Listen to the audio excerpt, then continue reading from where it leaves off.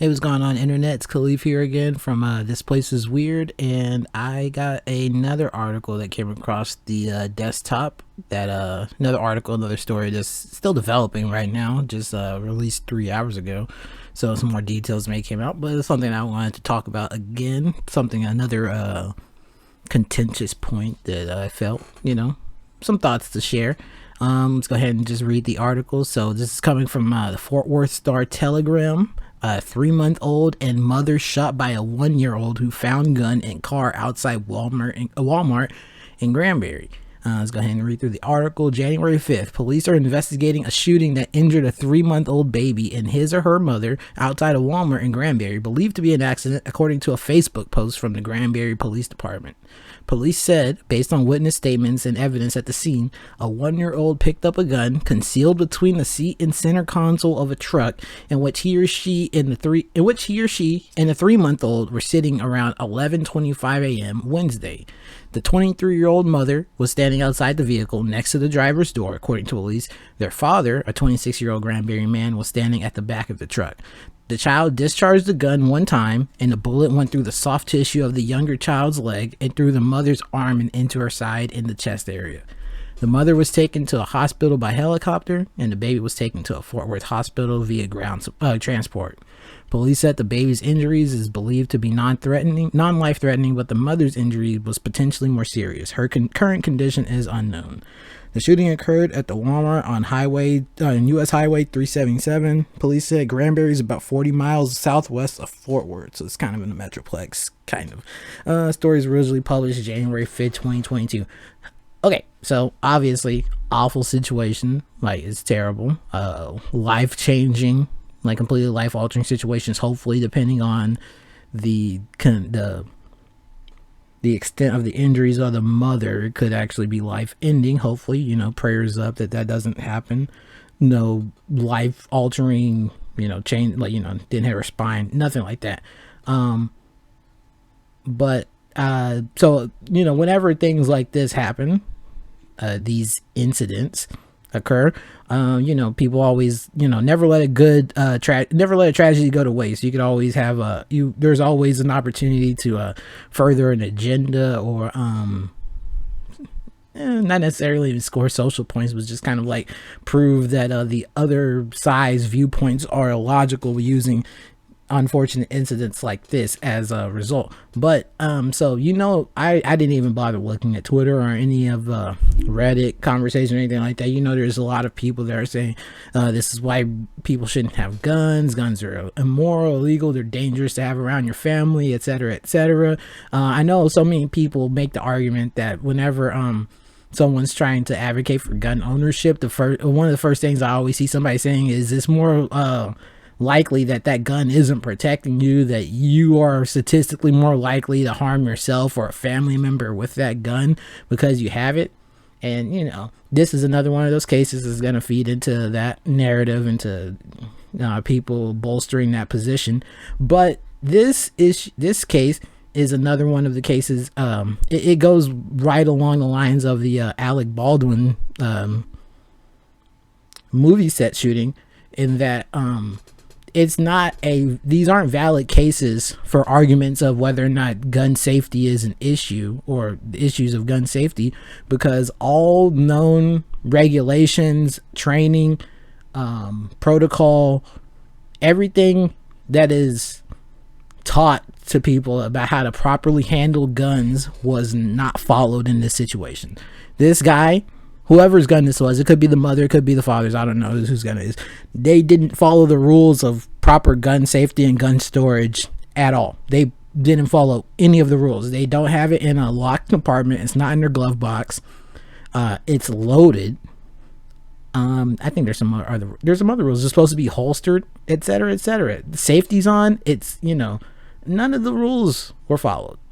So I really don't have too much to say about this, because it's just an unfortunate situation, and it's a very simple thing, but it always gets blown out of, I'm not gonna say it gets blown out of proportion, because it's it's a terrible thing whatever we can do to prevent things like this. But the issues with this is gun safety, teaching gun safety. A lot of people like to attack the NRA at any turn that they can, but it's like, I don't know what other large advocacy groups there are for firearms out there that would be teaching people gun safety.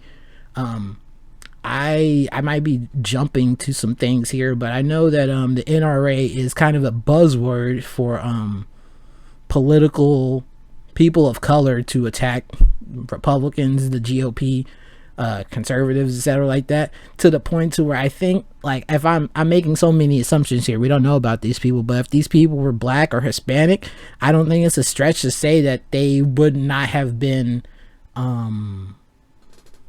what's the word, exposed. They wouldn't have had the opportunity to be exposed to advocacy groups, gun safety groups like the NRA, to even have known about the proper training. Because I mean, we do know that there are illegal firearms out there. Like, not everybody that gets their gun for illegal means, but they might get it in an illegal means. You know what I mean? So people that are out in the streets and just want a gun to protect themselves from gangbangers or something like that, if they have a couple of felonies or whatever was on their record that might stop them from doing it, or if they just don't want the paper trail, they might get their gun from, buy it off of a friend, buy it off of whoever, through whatever illegal means. That doesn't necessarily that means that they have it for an illegal reason. It's like self-protection isn't illegal, but you could be doing it in an illegal manner, and you don't necessarily, I don't know, I don't own a gun, so I don't know what the process of getting one legally is, if they make you go through these trainings and stuff like that. But I do know that, like, there is kind of a cultural barrier between the people of lower income, like, more dangerous areas. There's a cultural barrier that, like, always has separated them from the people that are the lawful, mindful, virtuous gun owners that would always, like, that would actually, like, hit you in the back of the head. It's like, dude, do not keep your gun like that. You're gonna get someone killed. These are the demographics are switched to where the people that are most likely to be careless with their firearms. I lost my train of thought just then. I know that there's another case I just heard about. I saw it on End of Sentence. 1090 Jake just covered a story where somebody else left their gun loaded in their child's backpack. Dude, like, that, you're not following any of the rules, man. And to turn around and try to use these stories, these cases, as a means to further anti-gun, anti-Second Amendment agendas is weak. That's all I'll say. I'm not even trying to say that they don't have a point, or that there isn't some addressing that we need to do culturally and through legislation about the Second Amendment, but this ain't it, bro. This really is not it. Like, you can't say that it's a dangerous, guns are dangerous, when this guy is literally not following any of the rules. You can't say scissors are dangerous if somebody trips and falls on them running through the hallway, like holding them by the handles up, near their face or something. Like, you're not following any of the rules. Like, sorry, you know what I mean? So yeah, anyways, I just wanted to get that out. I thought that this was a unfortunate situation, but it's still something that it's a talking point, or at least something that shouldn't become that kind of talking point.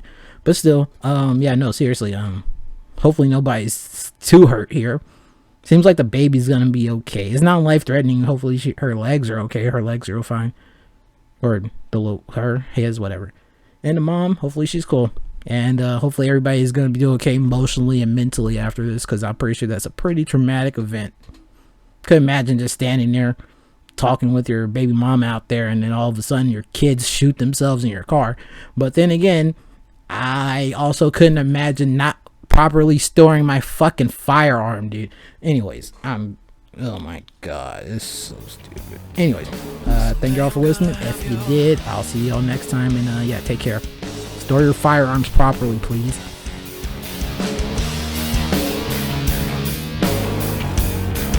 Someday you'll be mine.